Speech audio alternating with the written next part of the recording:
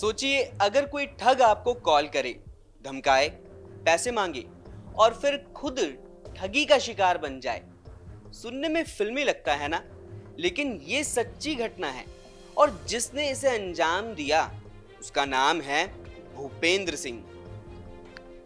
कानपुर का एक ऐसा शख्स जिसने ऑनलाइन ठग को उसी के जाल में फंसा लिया।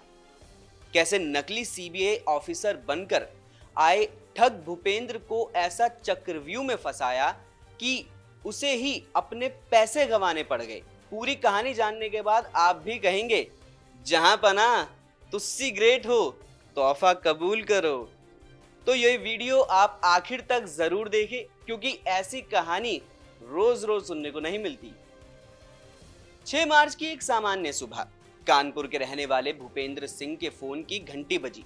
फोन उठाते ही दूसरी तरफ से एक गंभीर आवाज ने कहा, मैं सीबीआई ऑफिसर बोल रहा हूं। यह सुनकर भूपेंद्र थोड़ा चौंके, लेकिन उन्होंने बात सुननी जारी रखी। कॉलर ने दावा किया कि भूपेंद्र की अश्लील वीडियो उनके पास है और केस दर्ज हो चुका है। मामला खत्म करने के लिए उन्हें 16,000 रुपए देने होंगे। उसके बाद सीधा एफआईआर की कॉपी पेश करते हुए ठग भूपेंद्र को धमकी देने लगा। अगर यही बात ठग ने किसी और से कही होती तो शायद घबराते हुए वो इंसान उसे रुपए भी दे देता, लेकिन उस इंसान का समय ठीक नहीं चल रहा था जो उसका सामना भूपेंद्र से हो गया। इसके बाद जो कुछ हुआ वो ठग ने भी कभी सोचा नहीं होगा। भूपेंद्र ने ऐसी योजना बनाई जिसमें उसने क्या किया, कैसे ठग से पैसे निकलवा लिए, चलिए जानते हैं।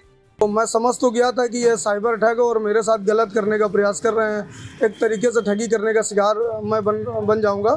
तो मैंने उनसे एक दिन का समय मांगा। मैंने कहा कि मैं इंटर का छात्र हूं सर, मेरे घर पर कुछ मत बताना, मैं व्यवस्था में आपको पैसा करके दे रहा हूं। अगले दिन 7 मार्च को मेरे पास फोन आया, बोला क्या हुआ। मैंने कहा सर मेरे पास पैसे की व्यवस्था नहीं हो पाई है, लेकिन सर मैंने एक चैन अपने घर से चोरी की हुई थी, तो सर मैंने अपने 15 दिन पहले दोस्त के पापा के पास गिरवी रखी है 3,000 रुपये। सर अगर मुझे आप दे दीजिए तो सर आपकी बहुत मेहरबानी होगी, और सर मैं चैन उठाकर उसको बेच के मैं सर आपको 20,000 रुपये डाल दूंगा।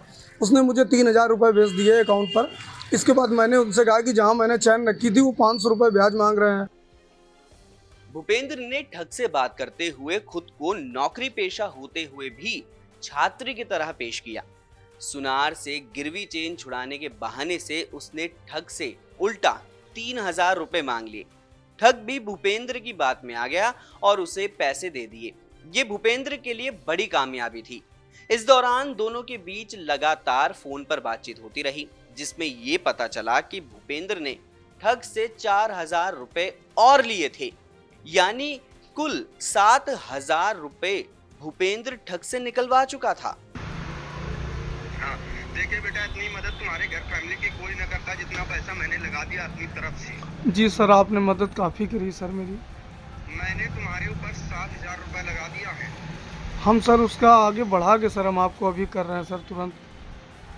देखिए बेटा, सुनिए जी पैसे वाली अपनी जगह बात है। जब वहाँ से तुम पैसा दोगे, जी पहले मेरी बात ध्यान से समझ लेना, ठीक है। जब पैसा तुम यहाँ से वहाँ ट्रांसफर करोगे, बेचोगे, 82,000 की बिकेगी। पहले बात समझ लीजिएगा बेटा। जी मैं तुम्हारा यही है ना सोचना कि मैं तुम्हारा पैसा खा जाऊंगा, समझ में आ रहा है? नहीं। हमारे पास है ना तुम्हारे पास है पैसा। नहीं सर, हम आपको पैसा दे देंगे। आपने सर इतनी हेल्प मेरी करी है सर। दरअसल भूपेंद्र ने ये पैसा ठग से ये कहकर लिया था कि सुनार ने उसे चेन देने से मना कर दिया है और कहा कि तुम नाबालिग हो, अपने माता पिता को लेकर आओ तभी चेन मिलेगी। इसके बाद भूपेंद्र ने ठग को एक ऑफर दे डाला और उसने कहा कि तुम मेरे पिता बनकर सुनार से बात कर लो। ठग फिर से अपना दिमाग ना दौड़ाते हुए भूपेंद्र की बातों में आ जाता है। फिर भूपेंद्र उसकी बात अपने दोस्त से करा देता है। दोनों ठग को ऐसा फंसाते हैं कि वो बेचारा 4,000 रुपए भूपेंद्र को और दे देता है। लेकिन 10 मार्च तक ये बात ठग समझ चुका था कि अब उसके साथ खेला हो चुका है और अब वो अपने पैसे मांगने के लिए भूपेंद्र से किस तरह गिड़गिड़ाता है, ये भी देख लीजिए।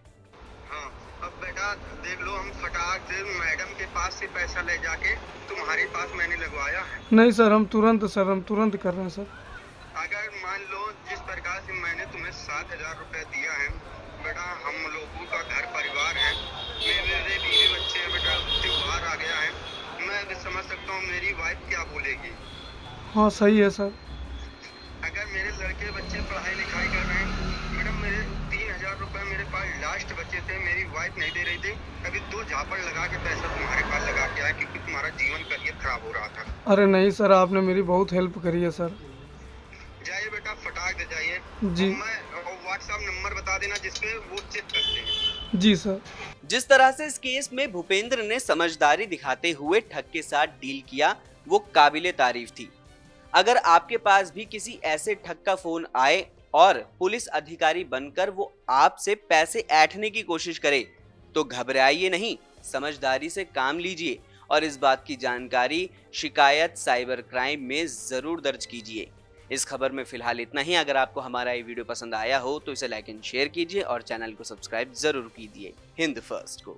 इस तरह की और वीडियोस देखने के लिए हमारे YouTube चैनल को सब्सक्राइब करें, बेल आइकन दबाना ना भूलें। यदि आप हमारा ये वीडियो Facebook पर देख रहे हैं तो पेज को लाइक और फॉलो जरूर करें। हमारे अन्य सोशल मीडिया पेजेस से भी जुड़े।